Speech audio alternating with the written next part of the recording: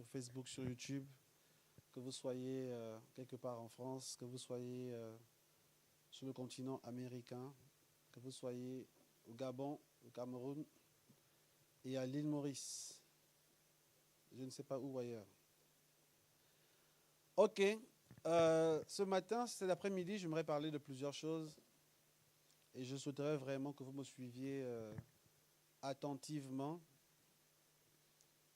Donc, si vous êtes connecté sur Facebook, sur YouTube, rassurez-vous que votre frère aussi est connecté. Je parle surtout ceux qui sont loin, à l'île Maurice, ceux qui sont au Gabon. Vraiment, passez le message, c'est important de suivre. C'est important. S'il y en a qui dorment, réveillez-les. S'il y en a qui sont distraits, demandez-leur de se concentrer. Parce que nous voulons parler de plusieurs choses aujourd'hui. Nous allons parler de plusieurs choses et je souhaiterais réellement que nous soyons tous attentifs. Je bénis Dieu pour l'apôtre Suresh, mon père spirituel qui est passé il y a quelques semaines de cela, il y a 2 semaines, qui nous a entretenus, qui nous a parlé et surtout pour nous qui sommes à Paris ici, parce que bon, le message n'a pas été enregistré, donc ceux qui sont à distance n'ont pas pu écouter. Mais même si nous allons faire un effort de pouvoir leur donner un extrait, de leur envoyer quelques extraits de quelques minutes, de moins de 30 minutes environ, je pense, qu'ils puissent au moins avoir la pensée de qu'est-ce qui a été dit ce jour-là. Mais la responsabilité repose sur nous qui sommes à Paris ici, ceux qui ont suivi en direct, en temps présent physiquement. La responsabilité repose sur vous de pouvoir comprendre la pensée de Dieu et de l'exprimer. Et l'expression que vous allez avoir va devenir le moyen par lequel les autres auront accès à la pensée de Dieu pendant ces moments-là. Nous allons continuer dans notre série d'enseignements sur bâtir la cité de David. Nous sommes en train de parler de ça depuis plusieurs mois de cela et nous allons continuer ainsi pendant toute l'année 2025. Toute l'année 2025, bien que nous allons toucher différents thèmes, mais nous parlerons de bâtir la cité de David de différentes manières.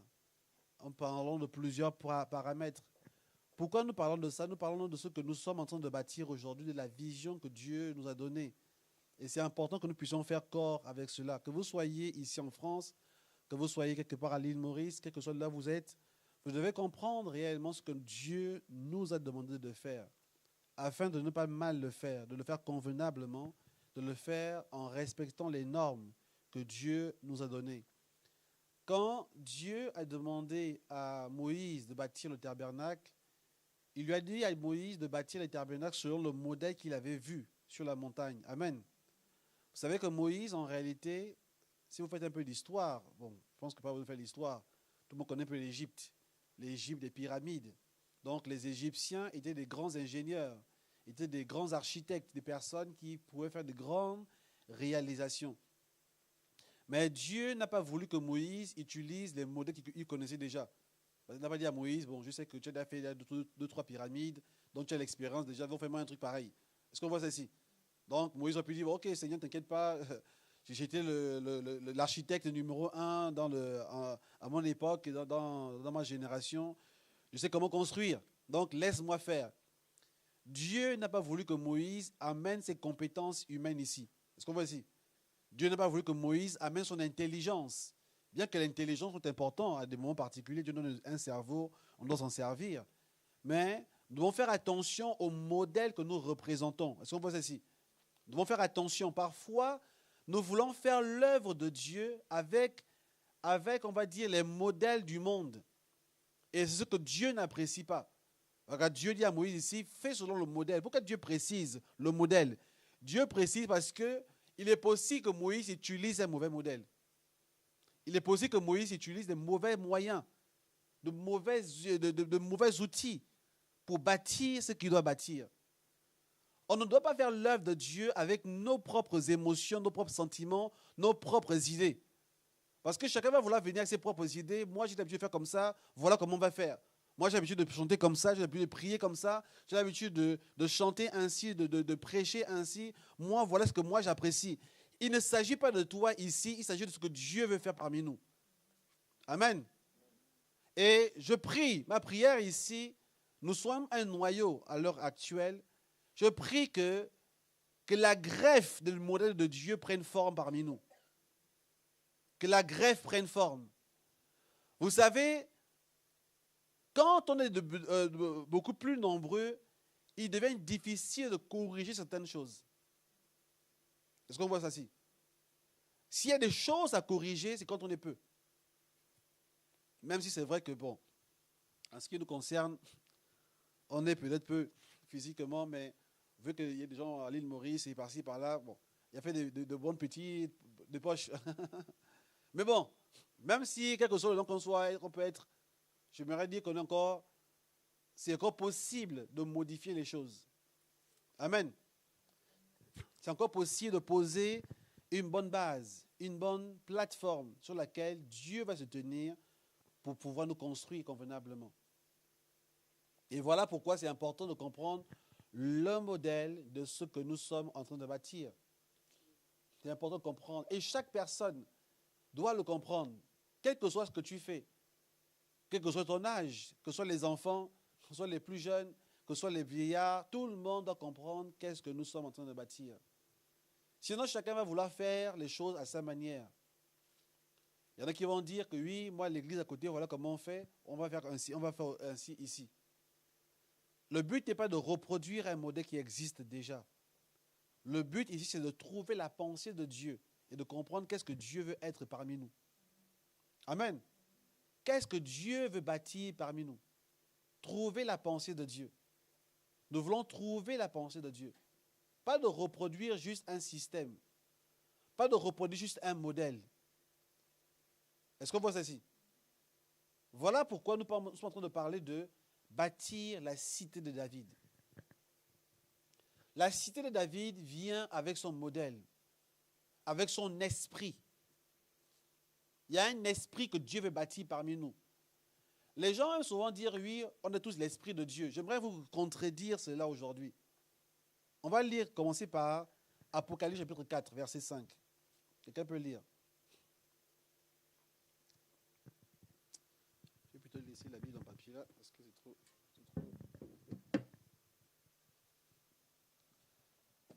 trop de place.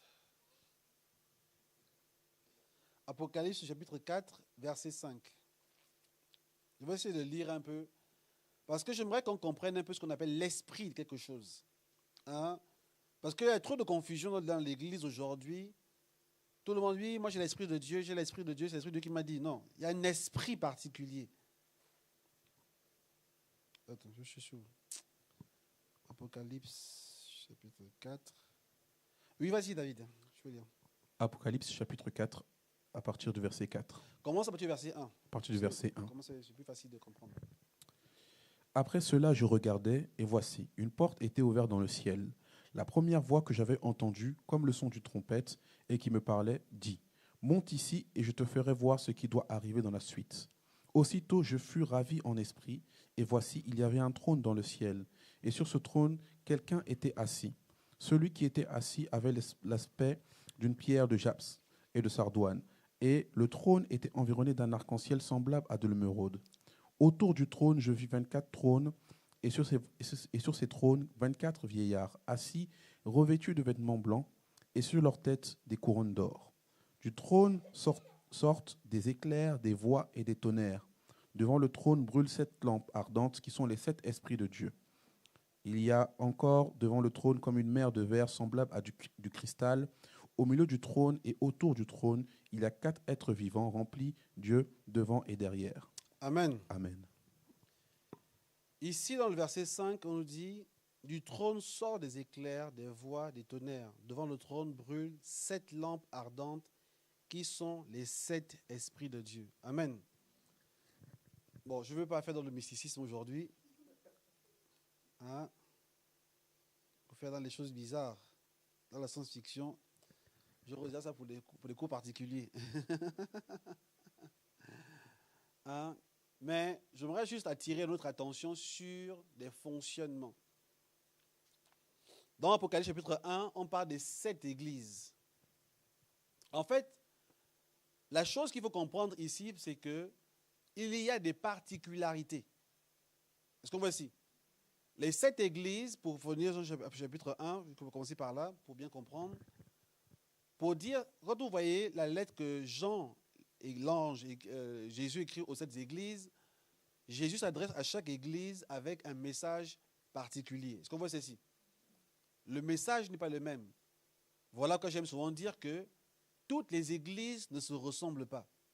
Pourquoi elles ne se ressemblent pas? Parce qu'elles n'ont pas reçu la même mission.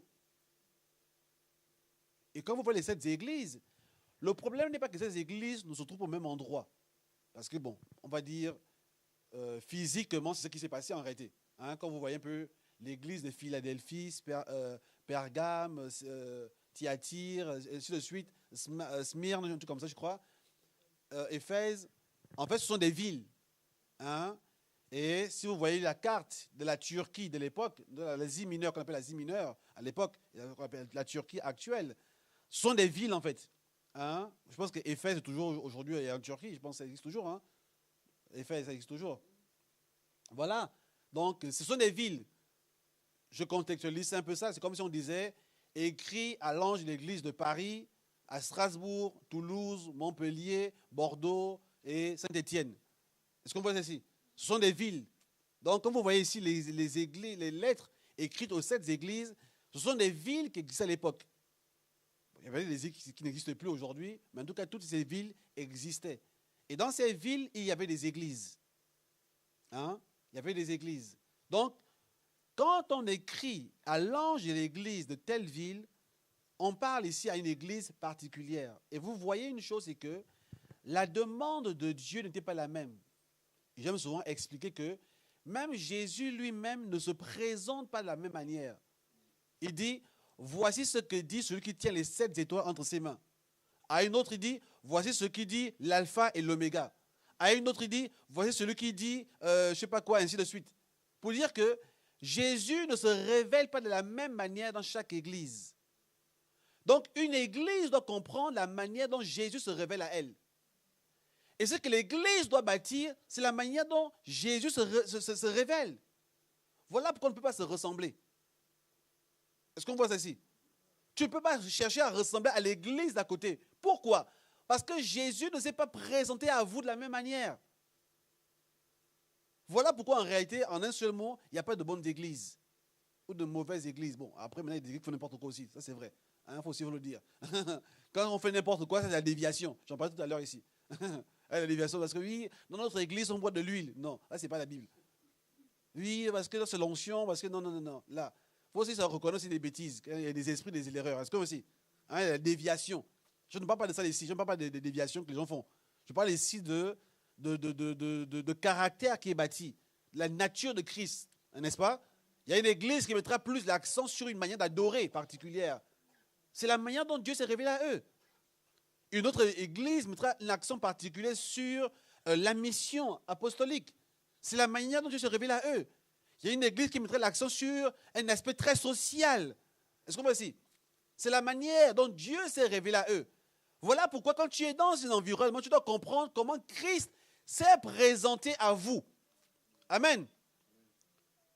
C'est ça qui permet de bâtir déjà une première plateforme. Paul dit ceci. Je n'ai bâti sur le fondement de personne.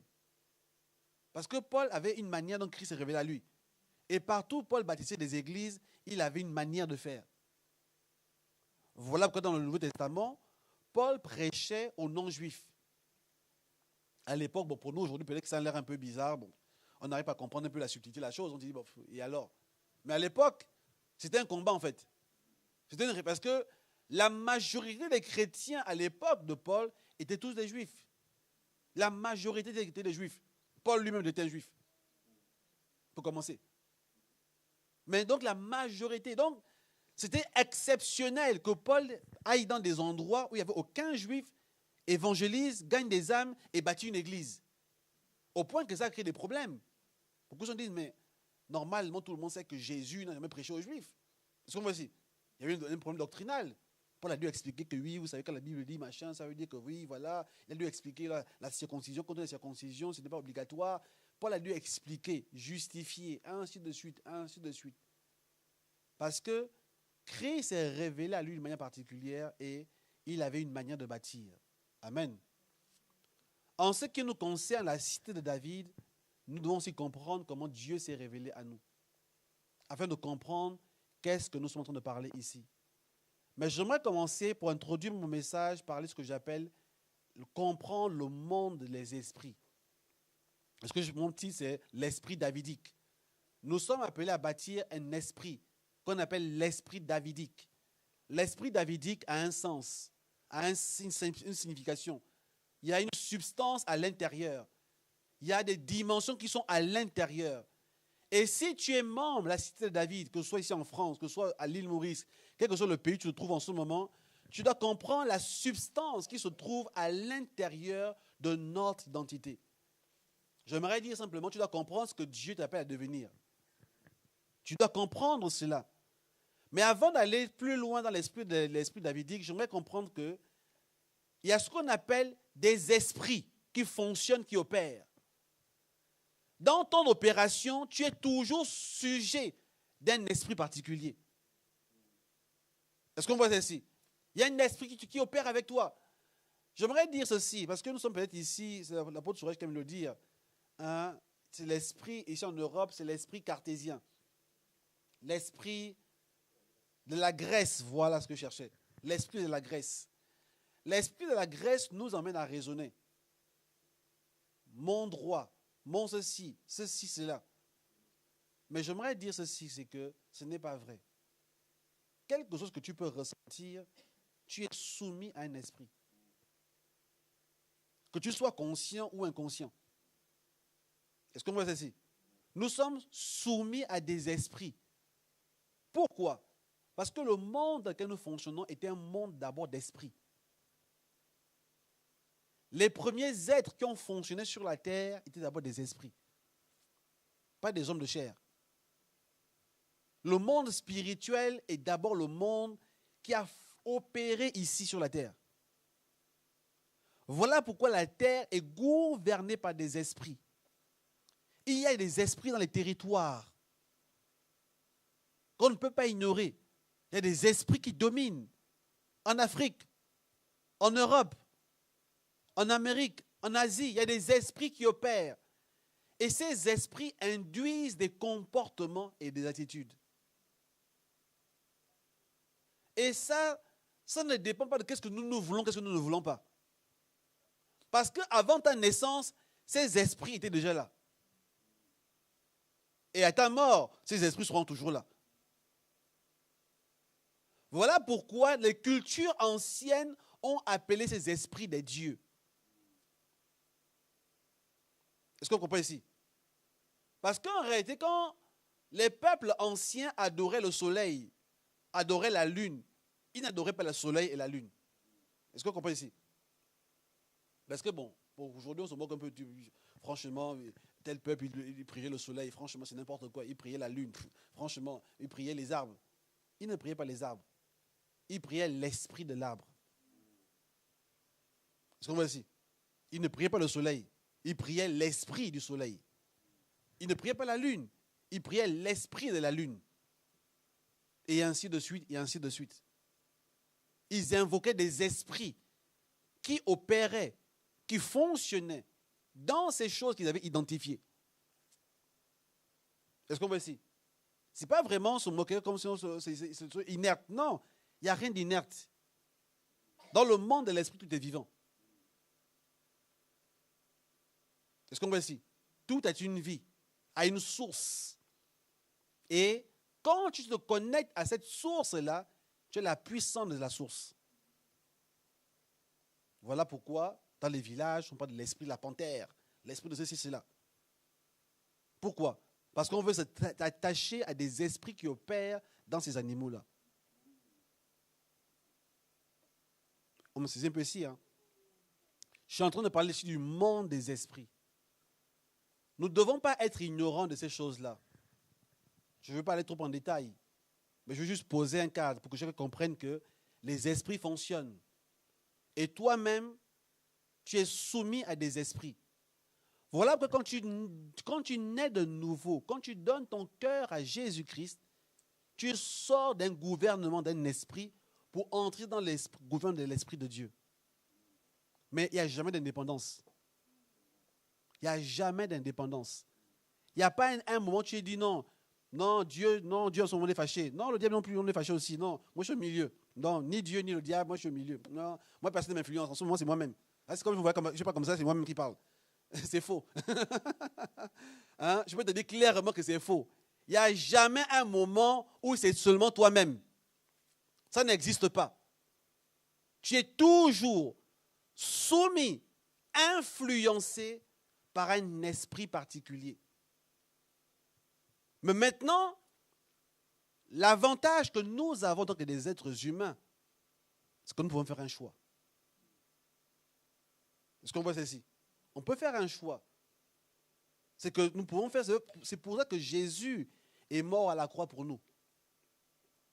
C'est pour cela qu'on dit que le monde était sous la puissance du malin. Est-ce qu'on voit ici? C'est que les gens n'ont pas le choix. Dominés par le diable. Maintenant, quand Dieu a vu cette inégalité-là, il a envoyé Jésus, son Fils, pour nous libérer, nous affranchir, de manière à ce que les humains aient la possibilité de faire un choix, de sortir de l'influence des esprits malins pour entrer dans l'influence de l'Esprit de Dieu. Nous voulons entrer dans l'esprit davidique. J'aimerais comprendre, je suis juste en train d'introduire simplement. Mais j'aimerais que chacun comprenne d'abord le monde de l'esprit. Tu dois choisir l'esprit qui t'influence. Tu dois choisir quel esprit tu obéis. Tu dois choisir cet esprit-là. On va lire un petit peu ensemble, avant d'aller plus loin, 1 Samuel chapitre 16, verset 14. 1 Samuel chapitre 16. On est en train de parler de David ici. 1 Samuel chapitre 16 à partir du verset 14. L'esprit de l'Éternel se retira de Saül, qui fut agité par un mauvais esprit venant de l'Éternel. Amen. Amen. Ici, on parle de Saül qui était agité par un mauvais esprit. Un téléphone déconne ici.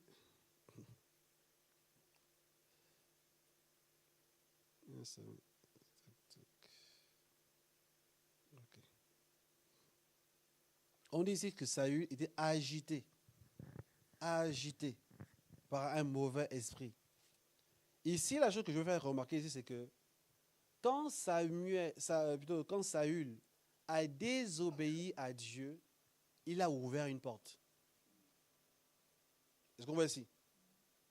Parce que Saül dont on parle d'ici, Saül était oint, n'est-ce pas, par Samuel, hein? Oint pour roi dans Israël. On parle ici d'un homme qui a reçu l'onction, qui a servi Dieu. Mais à un moment donné dans son processus, dans son histoire, Saül, à un moment donné, a désobéi à Dieu. Une première fois, une deuxième fois. Et son cœur s'est endurci.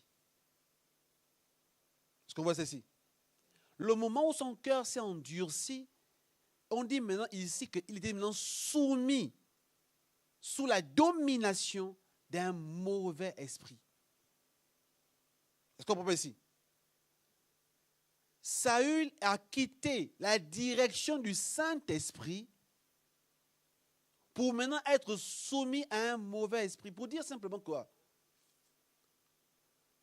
Nous sommes sous l'influence d'esprit en fonction de nos décisions quotidiennes.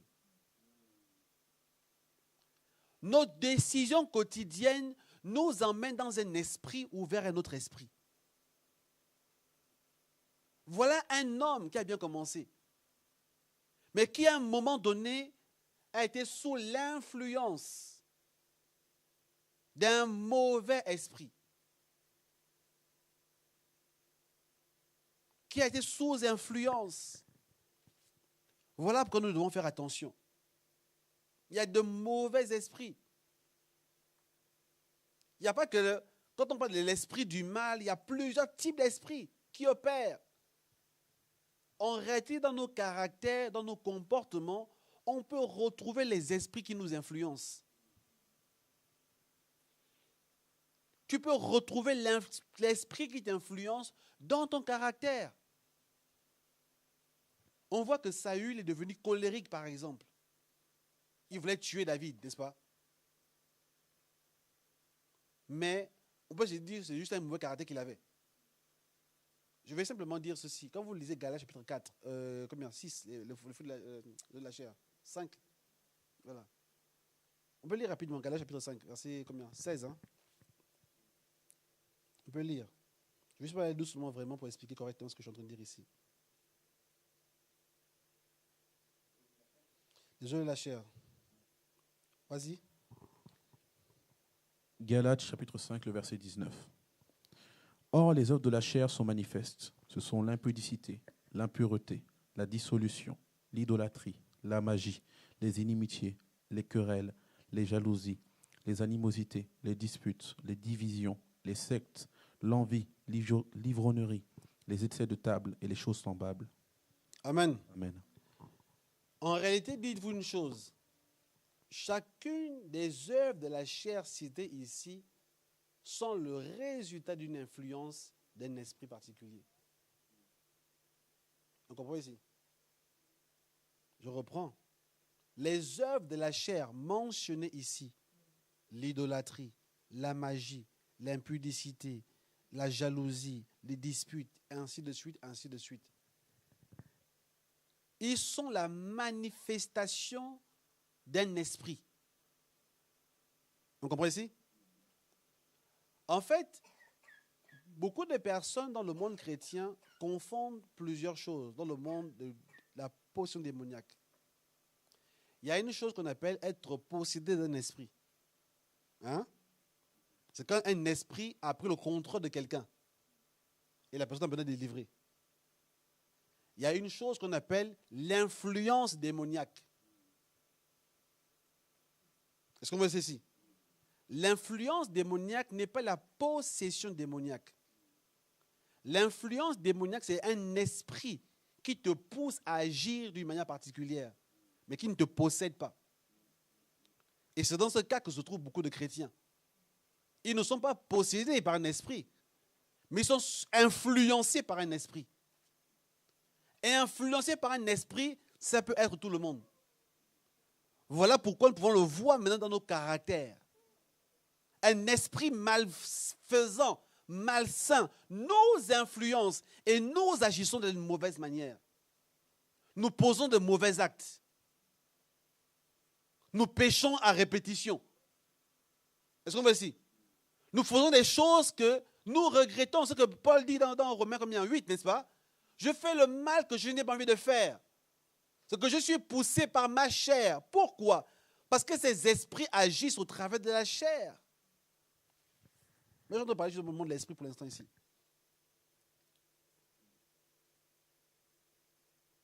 Non, je reviens là-dessus.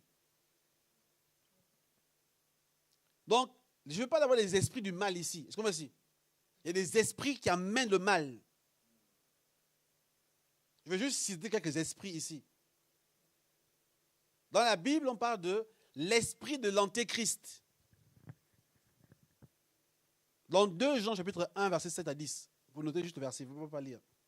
L'esprit, on dit, ils étaient parmi nous. Ils sont sortis du milieu de nous. L'esprit de l'antéchrist. Ça veut dire ici que, parce que beaucoup de gens parlent de l'antéchrist, c'est seulement que oui, le diable qui va venir à la fin du temps, ainsi de suite. Non. Mais quand Jean parle ici de l'esprit de l'antéchrist, les antéchrists qui étaient au milieu de nous, qui sont sortis, il parle ici des personnes qui ont dévié, n'est-ce pas?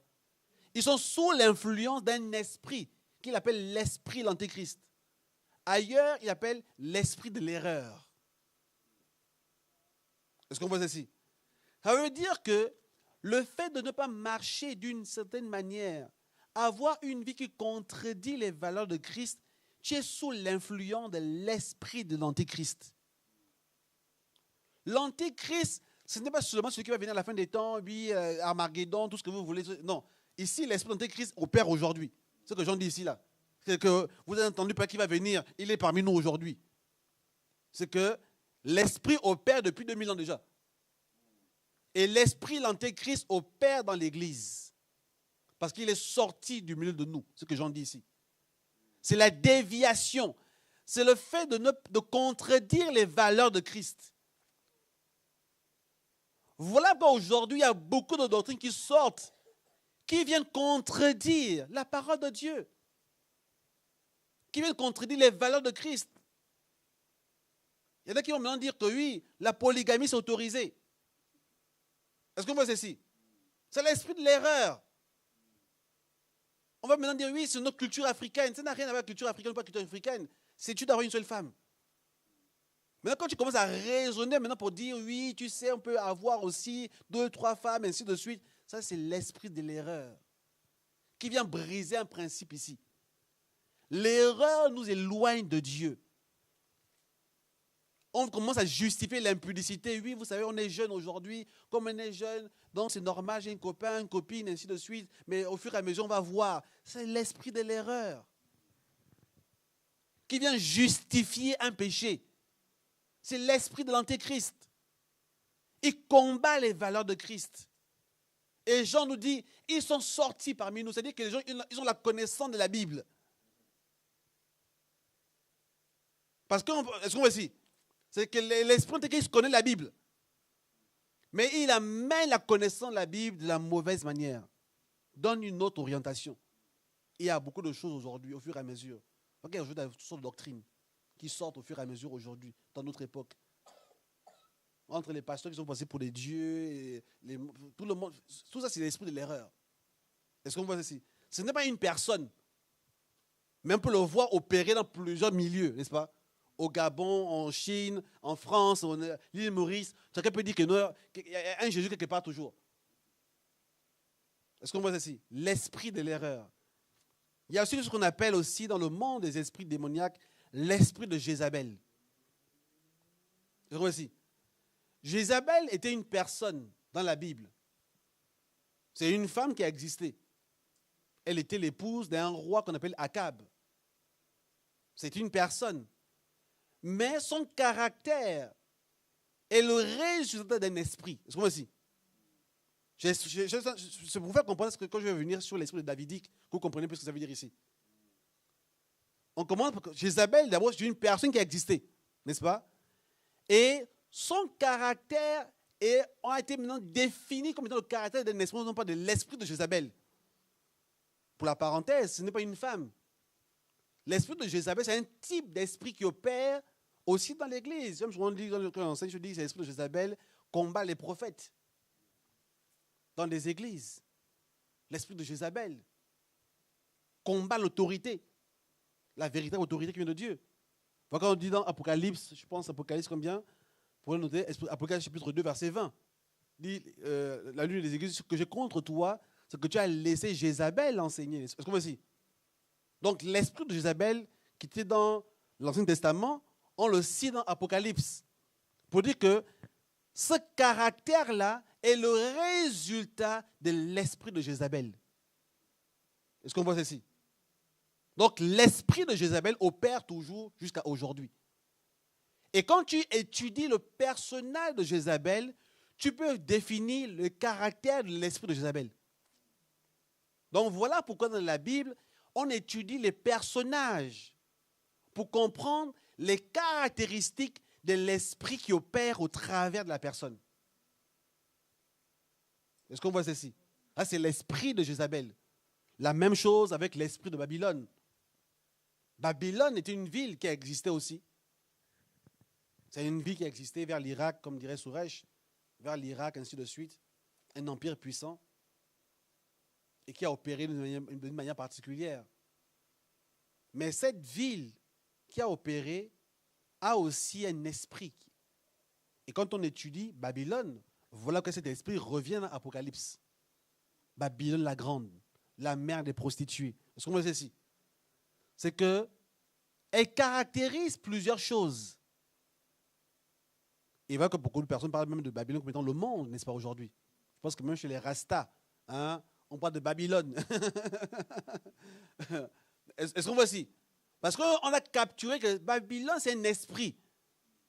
Ce n'est pas justement, beaucoup de personnes dans notre passion, lui, Babylone, c'est qui? C'est la France, non, c'est les États-Unis, c'est la Chine. Non, c'est un esprit qui peut opérer en France, en Chine, aux États-Unis, au Gabon, à l'île Maurice, partout. C'est un esprit. Quand on voit les caractéristiques de certaines valeurs, on dit, ça c'est la manifestation de l'esprit de Babylone. Est-ce qu'on voit ceci? Voilà pourquoi, dans la société actuelle, nous devons faire attention à l'esprit de Babylone.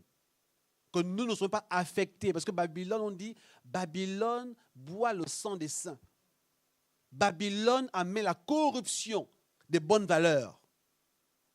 Quand tu es dans la corruption, tu es sous l'influence de Babylone.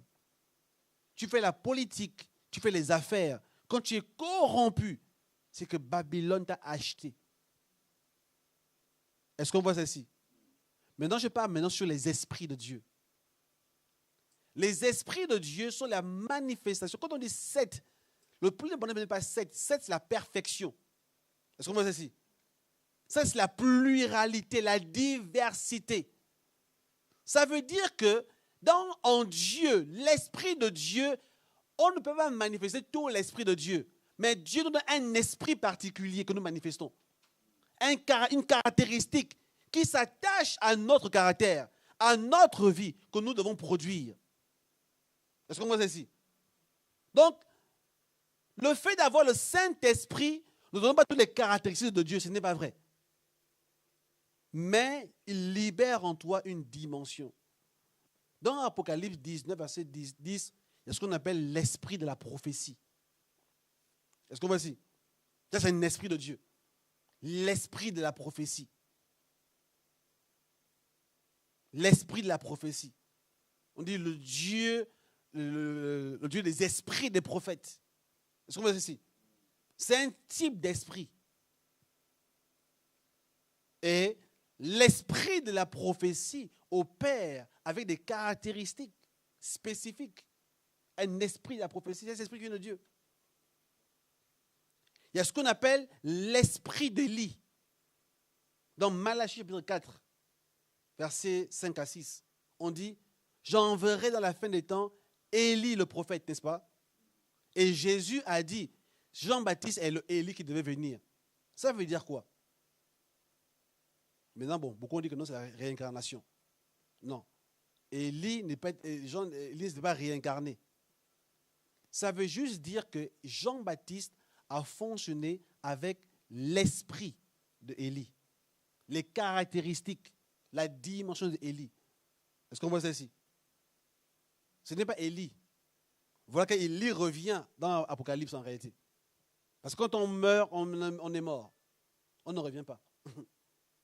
Mais l'esprit qui a opéré au travers est éternel et peut continuer à opérer. Quand je dis l'esprit, pas l'esprit de l'homme. Est-ce qu'on dit? C'est l'esprit de Dieu, les 7 esprits de Dieu qui opèrent. Nous, aujourd'hui, quand nous opérons aujourd'hui, nous n'inventons pas un esprit. Est-ce qu'on voit ceci? Dieu colle un type d'esprit à notre opération. Dieu nous attache un type d'esprit pour que nous accomplissions le mandat que nous devons accomplir. Et en ce qui nous concerne, ce que j'appelle l'esprit davidique. L'esprit de David. Dans cette saison dans laquelle nous sommes aujourd'hui, Dieu emmène l'esprit de David.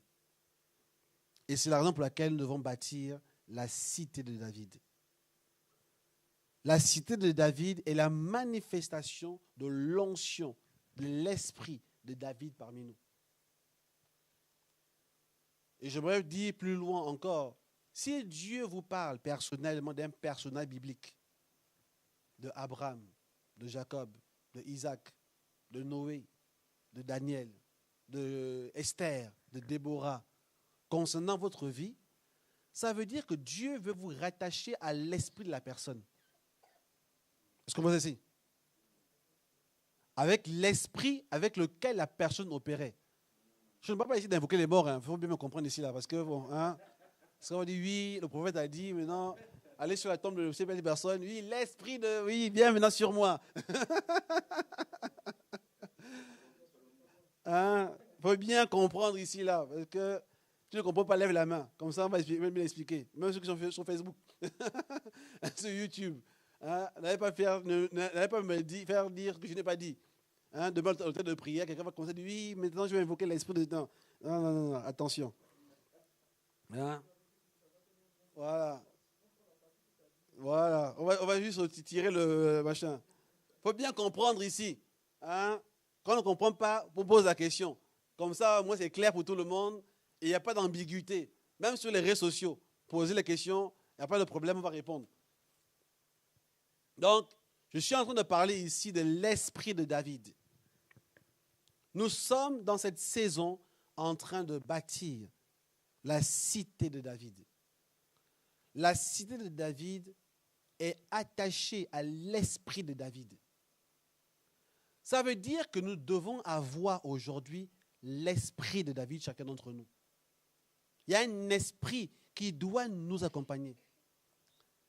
Et maintenant, si dans notre vie, à l'heure actuelle, il y a des esprits qui opèrent dans notre vie, qui nous poussent à agir de manière contradictoire, nous devons engager une guerre pour nous libérer de cela. Est-ce qu'on voit ça ici? Tu dois engager une guerre parce que les esprits contraires veulent t'emmener à fonctionner de manière hors trajectoire de Dieu pour toi. Tu dois savoir que dans ta vie, le minimum te concernant, c'est la vie de David.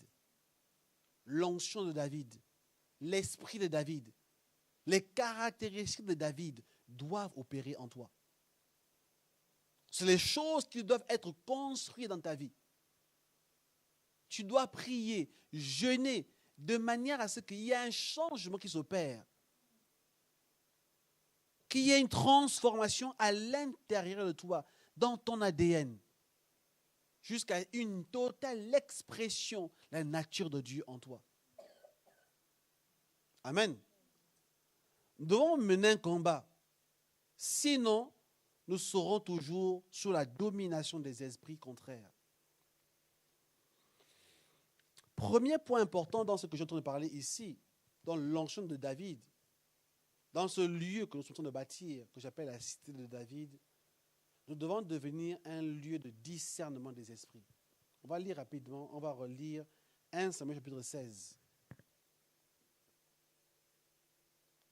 1 Samuel chapitre 16, à partir du verset 14 à nouveau. On va relire sur l'histoire de Saül.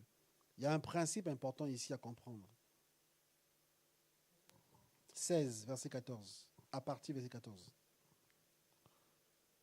1 Samuel chapitre 16, à partir du verset 14. L'esprit de l'Éternel se retira de Saül, qui fut agité par un mauvais esprit venant de l'Éternel. Amen. Ici, on dit ici, l'esprit de l'Éternel se retira de Saül, qui fut agité par un mauvais esprit venant de l'Éternel. Vous savez une chose, il y a des attaques dans nos vies qui sont le résultat du manque de couverture spirituelle. Parfois, on veut attaquer le diable alors que il faut juste se connecter à Dieu. Ici, en ce qui concerne Saül, Saül est rentré dans un moment d'attaque du diable dans sa vie. Le diable l'a attaqué, l'a acculé, a commencé à l'influencer négativement dans son caractère, dans sa vie. Et le problème, c'est que Saül n'a pas su comprendre qu'est-ce qui se passait ici. Il y a parfois des choses qui nous arrivent dans la vie qui sont le résultat du fait que Dieu se soit retiré de nous. Quand Dieu se retire de toi, il ne faut pas commencer à combattre le diable. Reviens simplement à Dieu. Le problème de l'Église aujourd'hui, c'est qu'on est tellement dans le combat spirituel qu'on veut chasser. Non.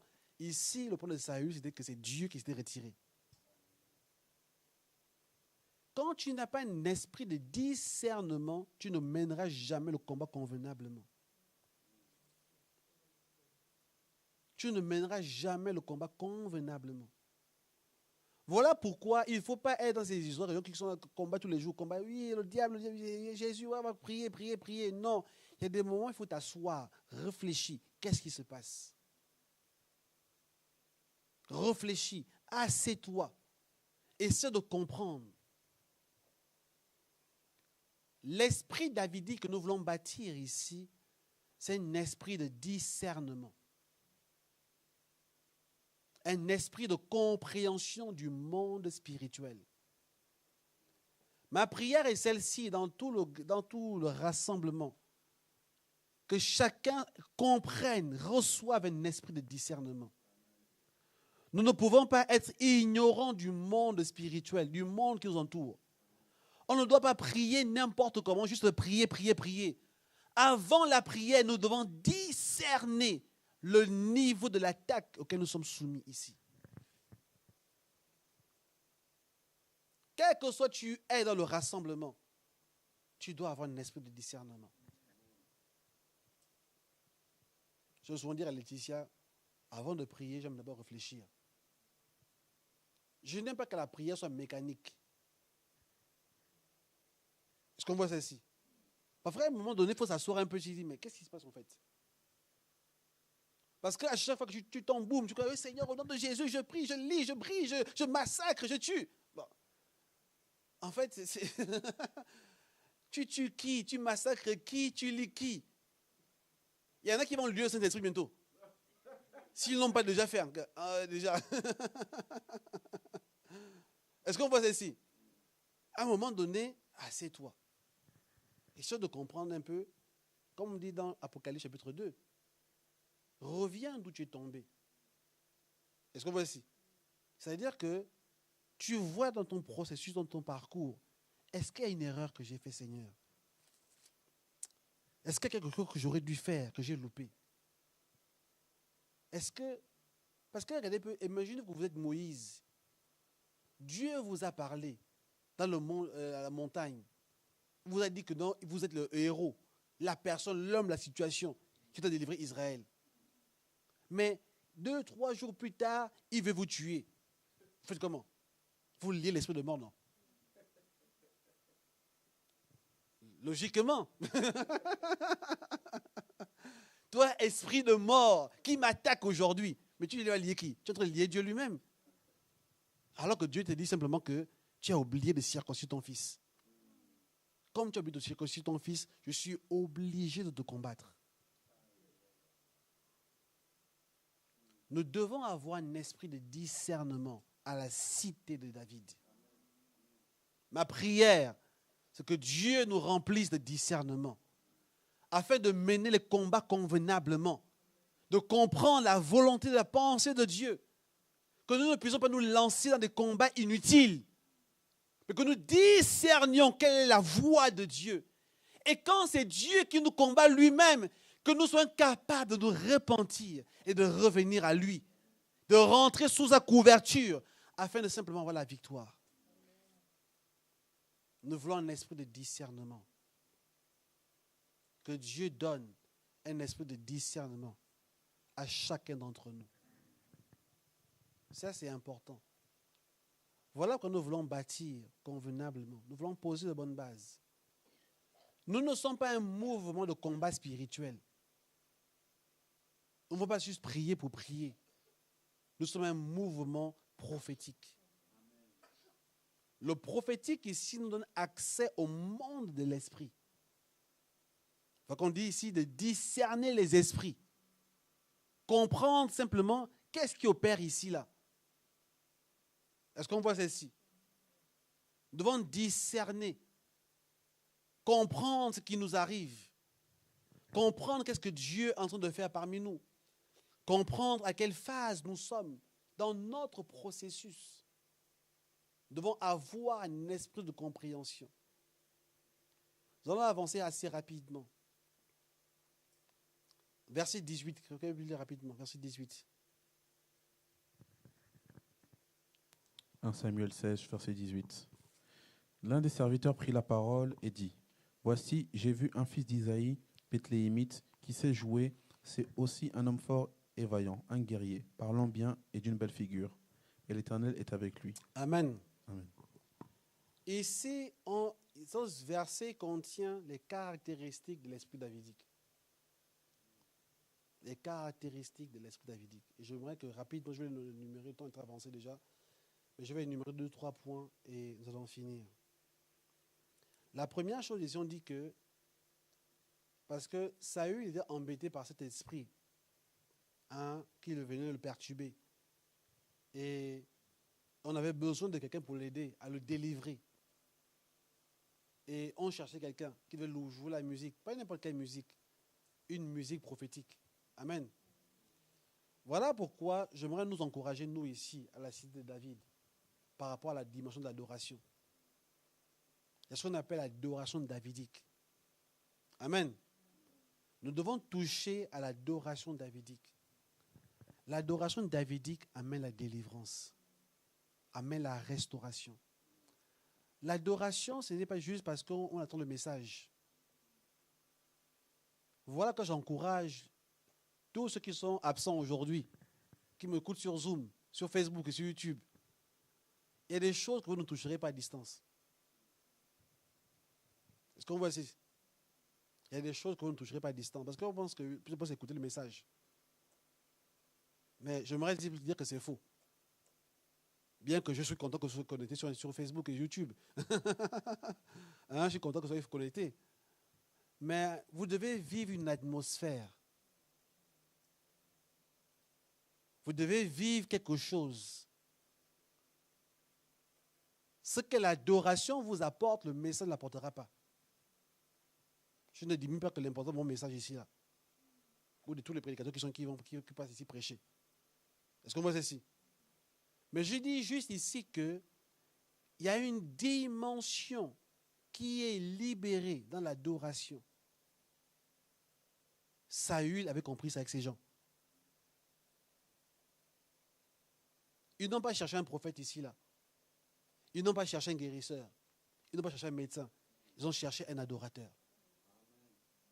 Dans la saison dans laquelle nous sommes aujourd'hui, Dieu veut une dimension d'adoration qui amène la délivrance et la restauration. Ma prière pour nous à la cité de David, c'est que cette dimension d'adoration soit installée parmi nous. Une adoration, pas seulement au niveau des voix, au niveau du piano, au niveau de la guitare, de la batterie, de tout ce que vous voulez, mais l'esprit qui est libéré. Je vais rajouter encore une information supplémentaire. Les anges qui accompagnent cet esprit-là, parce que les esprits marchent avec les anges. Il y a un type d'ange qui opère dans une sorte d'atmosphère. Les anges ne sont pas les mêmes. Parce qu'à un moment donné, on ne trouve pas certains mots. Je vais quand même le dire ici. On est ici la cité de David. Donc je peux parler des anges ici, là. Il n'y a pas de gens qui ont peur. Nous, on croit aux anges. On voit les anges. Ça, c'est normal pour nous. Amen. Il y a un type d'ange qui accompagne l'adoration. Un type d'ange qui sont libérés. Quand les anges opèrent dans un environnement, il y a des choses qui manifestent particulièrement. Il y a des choses qui opèrent. Et ces anges-là descendent quand il y a un type d'adoration. Voilà que l'adoration davidique amène une activité angélique. Voilà pourquoi vous qui êtes sur Zoom, sur Facebook, sur YouTube, qui habitez Paris, sachez que vous devez être ici. Il y a une délivrance que vous devez expérimenter en étant dans cette salle. En venant louer, en venant adorer, en venant, étant ici, simplement dans la présence de Dieu. Il y a des choses qui vont se passer dans votre vie. Il y a des sujets de prière que tu peux donner tous les jours à l'hôtel de prière, tu n'auras pas la réponse. Mais j'ai juste besoin d'écouter un son de guitare, un son de piano, et tu es délivré. Saül a expérimenté ça. Et nous, ce que nous voulons bâtir aujourd'hui à la cité de David.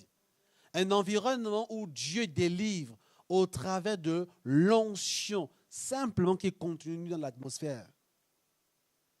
Est-ce qu'on voit ça ici? L'onction qui est contenue dans l'atmosphère. Même vous qui êtes à l'île Maurice, l'adoration, ce n'est pas un moment juste de chant. Ce n'est même pas l'instrument de musique, c'est l'atmosphère. C'est l'atmosphère. L'atmosphère amène quelque chose de lourd. Ici, l'homme a dit à Saül, j'ai vu un fils d'Isaïe. Le mot voir ici en hébreu, c'est le mot ra'a, qui veut simplement dire avoir une vision, discerner. En fait, quand il dit qu'il a vu David ici, ce n'est pas voir au sens de voir physiquement. C'est qu'en esprit, il l'a perçu.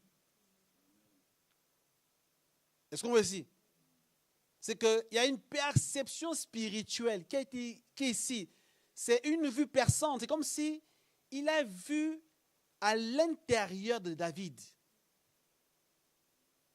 Il a discerné la dimension davidique est attachée au prophétique ici. La capacité de voir très loin, de percevoir.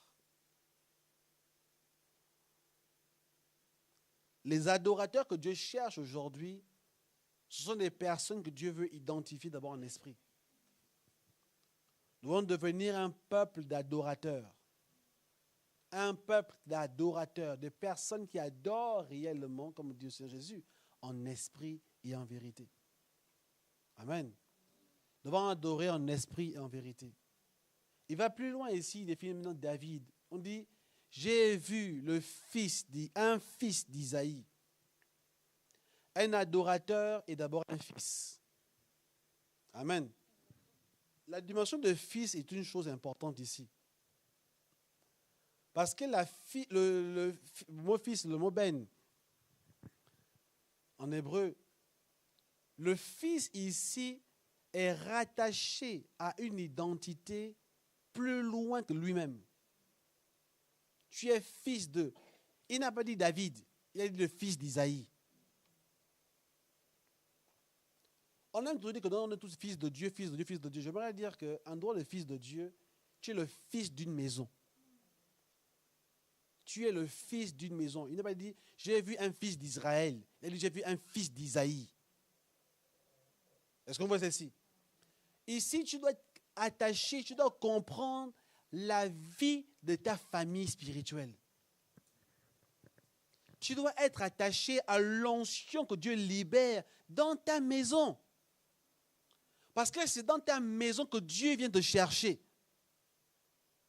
Dans ta maison spirituelle que Dieu t'identifie. David a été identifié dans sa maison, la maison d'Isaïe. Est-ce qu'on voit ça ici? Si tu n'es pas toi-même attaché convenablement, tu n'es pas rattaché à ton héritage spirituel, comment veux-tu être identifié par Dieu? La première étape ici, pour être un adorateur, tu dois être un fils. Un fils dans une maison. La maison dans laquelle tu es aujourd'hui, on appelle ça LCD, la cité de David.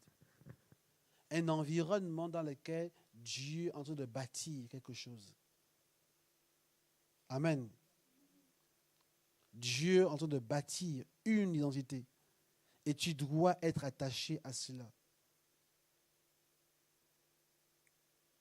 Le deuxième mot important ici, c'est le mot homme fort. David était un homme fort. Le mot hébreu, c'est le mot gibor, qui veut dire puissant, brave. Un adorateur où l'esprit davidique nous amène dans la puissance. La puissance ici, c'est pas le courage, c'est le fait d'avoir la consistance, la densité intérieure. Tu ne peux pas être un adorateur, tu ne peux pas faire face aux difficultés de la vie. Tu ne peux pas faire face aux situations difficiles. Tu dois être puissant. Rien ne doit te décourager, te briser. On peut le voir dans le caractère de David, n'est-ce pas? Quand Saül a combattu, il a fait quoi? Est-ce qu'il a abandonné? Il est resté droit. Il est resté dans sa trajectoire. David est passé par les pires des choses de sa vie. Il est resté toujours l'homme sur le cœur de Dieu. Un véritable adorateur est un homme puissant. La puissance, ce n'est pas la force physique d'abord. C'est la force à l'intérieur de toi. C'est une force. Tu es brave. En fait, c'est traduit dans d'autres versions par le mot héros. un héros. Le héros, on peut le voir quand David affronte Goliath, n'est-ce pas? Ici, on parle de, ici, en fait, c'est comme quand j'ai lu ces passages, je me suis dit, mais waouh! En fait, je ne suis pas surpris que David a pu affronter Goliath, en fait. Je ne suis pas surpris. Parce qu'on le décrit déjà comme un homme fort. Alors que dans sa maison, chez ses frères, disaient que non, c'était un petit. Fais attention aux gens qui te voient mal. Amen. Ses frères le méprisaient. Mais ici, le soldat de Saül dit, j'ai vu un fils d'Isaïe, un homme fort. Est-ce qu'on voit ceci? Il dit, un homme fort et vaillant. Le mot vaillant ici en hébreu, c'est le mot kaïl. Qui parle ici, le mot kaïl ici parle de compétence, de courage. Est-ce qu'on voit ici? Un savoir-faire, un homme courageux. Kaïl. Et quand tu vois ça, tu comprends que quand David a affronté Goliath, c'était normal. Parce que moi, si je connaissais l'histoire, quand j'ai bien lu 1 Samuel chapitre 16, je ne suis pas surpris par 1 Samuel 17. Tu ne pourras jamais affronter les Goliaths de ta vie si d'abord tu ne bâtis pas un esprit davidique. Un esprit d'adorateur. Parce que les Goliaths dans nos vies sont là pour nous permettre de franchir un cap. Mais avant d'affronter Goliath, tu dois d'abord être un davidique. Tu dois avoir l'esprit de David en toi. Et quand tu passeras par les difficultés, les épreuves, les situations difficiles, tu vas les affronter avec courage, avec force. C'est ce que l'ange a dit à Gédéon, vaillant héros. N'est-ce pas? Kaïl. C'est que l'ange a dit à Gédéon ici qu'il y a une substance en toi, il y a une force en toi que tu n'arrives peut-être pas à voir pour l'instant. Mais il y a quelque chose de fort en toi, sors-le.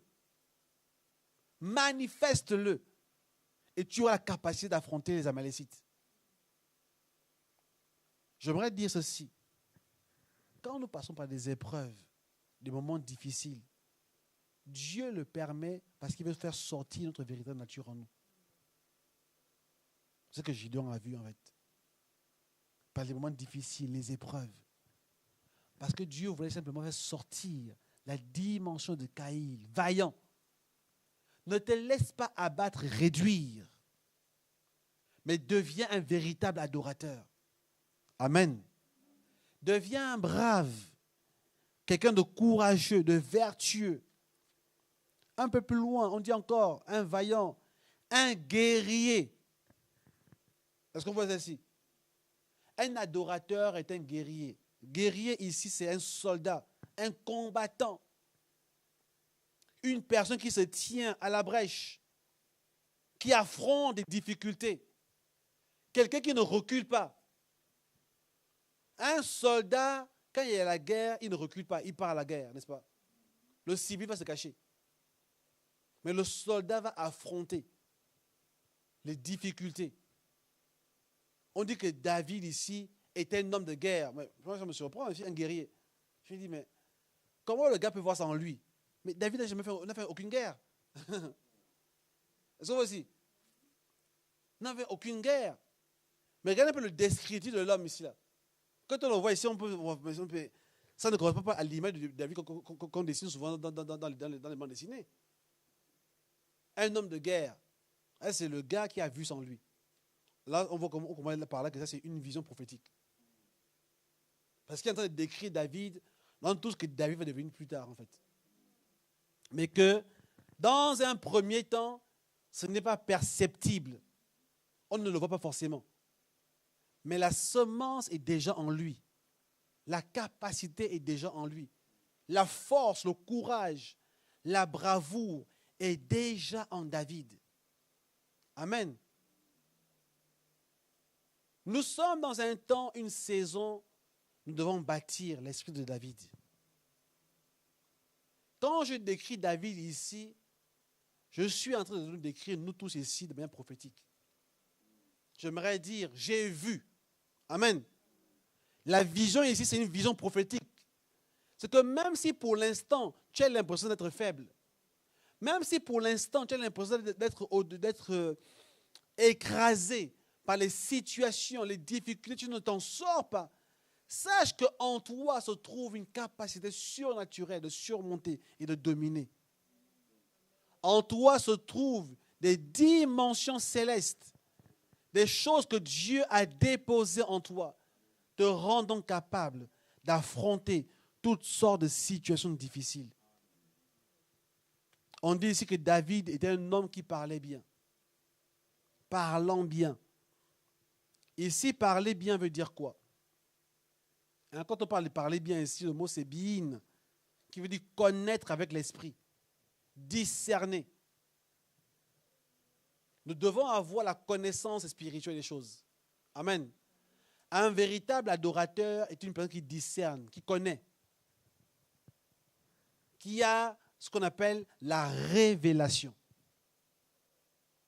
Voilà pourquoi aussi on adore avec la révélation. Amen. On ne peut pas adorer avec la chair. On adore avec la révélation. La révélation doit couler naturellement en nous. Est-ce qu'on voit ici? C'est qu'on doit connaître Dieu. La connaissance de Dieu vient par l'étude. Tu dois lire la Bible. Tu dois avoir une connaissance de la parole de Dieu. Tu dois être ancré dans la nature de Christ en toi. Et ainsi tu parleras bien. Parler bien veut dire s'adresser à Dieu correctement. Connaître la pensée de Dieu, la discerner. Être capable de révéler ce que Dieu veut.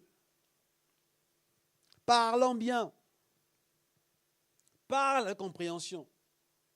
Voilà qu'on ne peut pas prier pour prier, avec juste de manière générale. Tu dois prier avec la connaissance. Voilà pourquoi, afin de prier, cherche à connaître d'abord Dieu.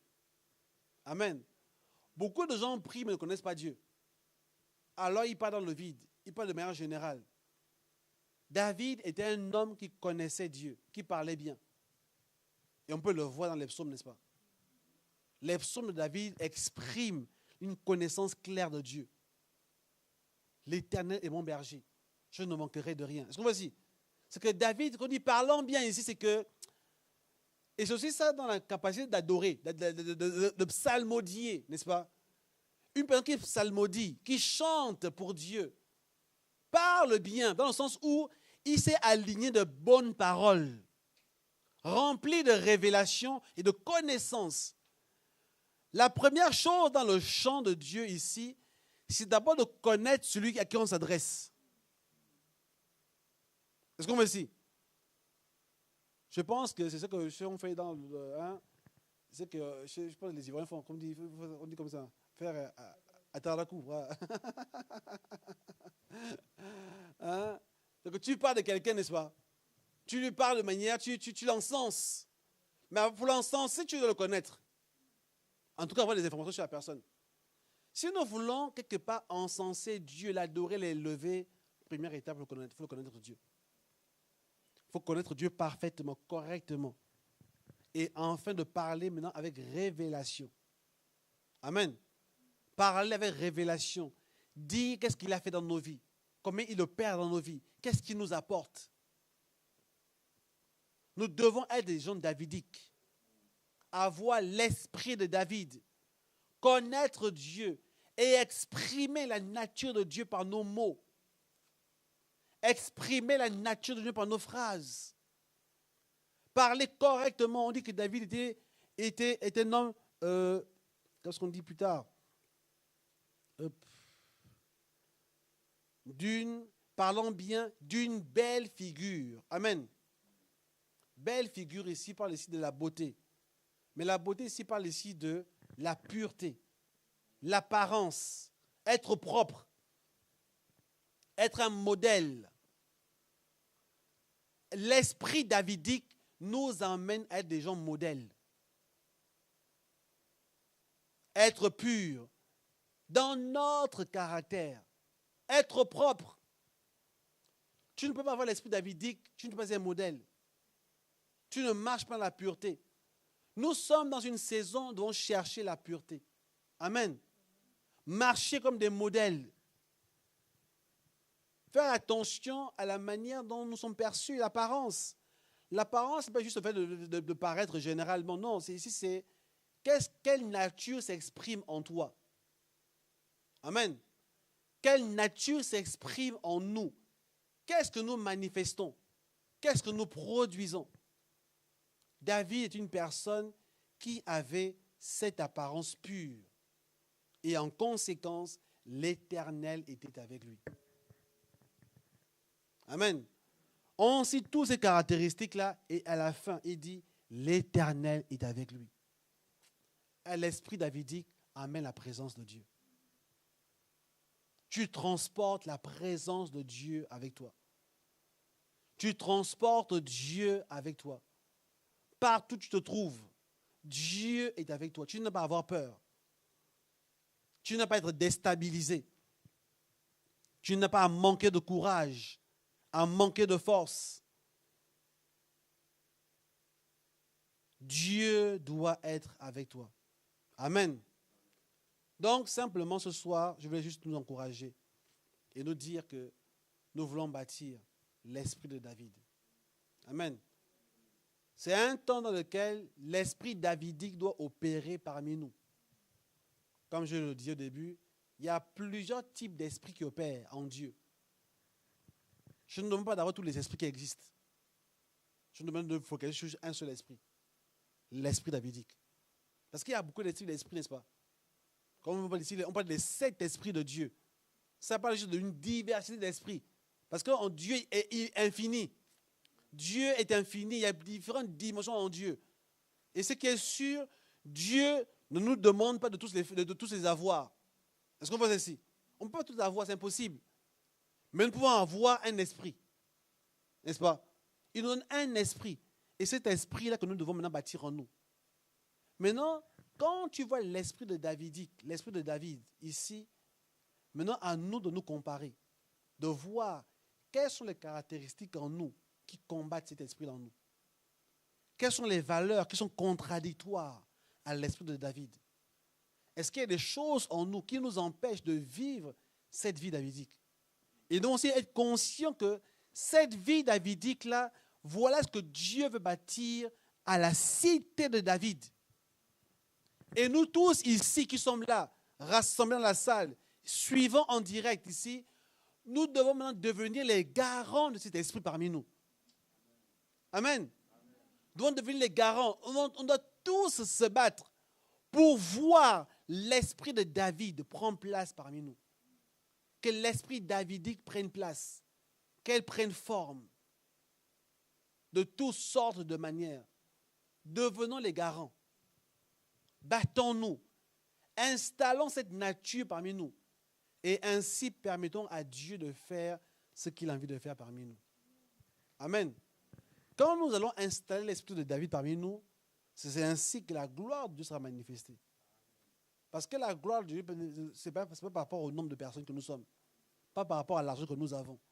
Mais c'est par rapport à ce que Dieu nous met ici comme caractéristique que nous devons manifester. Et ces caractéristiques-là, que nous soyons 2 personnes, que nous soyons 2000 personnes, que nous soyons 10 000 euros en compte, que nous soyons 1 million en compte, le plus important, c'est que ces valeurs-là doivent être présentes. Voilà ce que je disais au début en disant que maintenant que nous commençons aujourd'hui, nous sommes en train de poser les bases. C'est important de fixer ces choses-là parmi nous. Pour que quand demain d'autres personnes vont venir, qu'elles viennent rencontrer cette atmosphère parmi nous. Qu'elles se connectent à l'esprit davidique parmi nous. Qu'elles opèrent sous l'onction de David parmi nous. Amen. Et que ainsi, Dieu, on dit l'esprit de Dieu est avec lui. Nous voulons que Dieu nous accompagne. On a tous des projets ici. Projets de mariage, projets de famille, projets d'entreprise, projets d'études, projets de ceci, cela. Mais comment Dieu va être avec toi? Pour que Dieu soit avec toi, voilà tous les préalables qu'il faut avoir ici. Parce que Dieu est avec nous en conséquence à ce qu'on a déjà d'abord bâti. Est-ce qu'on voit ici? Dieu est avec nous parce que certaines choses se retrouvent en nous d'abord. Mais si ces choses ne sont pas en nous, Dieu risque de ne pas être avec nous. Ce qui est arrivé à Saül ici. Pourquoi Saül a eu le mauvais esprit sur lui? Parce qu'on dit l'esprit était se retirer de lui. Amen. Il ne faut pas que Dieu se retire de nous, mais que Dieu soit avec nous. Pas parce que on va le prier, mais parce qu'on va commencer à respecter certains principes et certaines normes. On va se lever à prier. On va prier, mais que nous puissions prier de là où tu te trouves en ce moment. Prie où tu es, sur Facebook, tu es sur Zoom, tu es sur Facebook, tu es sur toutes les plateformes qui existent. Je veux que tu pries simplement avec moi.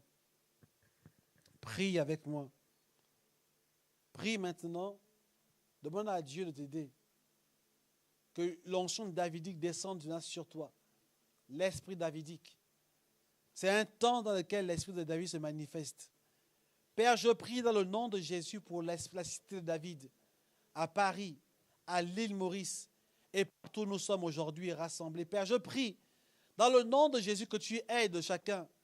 Je prie que l'esprit de David, l'esprit davidique, Père, soit la semence de cet environnement, des plus petits aux plus grands, Seigneur. Aussi loin que nous sommes répandus, Père, sur la terre, que l'esprit davidique soit notre partage, soit notre héritage. Je te prie dans le nom de Jésus, fais-le et bâtis-le au nom puissant de Jésus-Christ. Au nom de Jésus.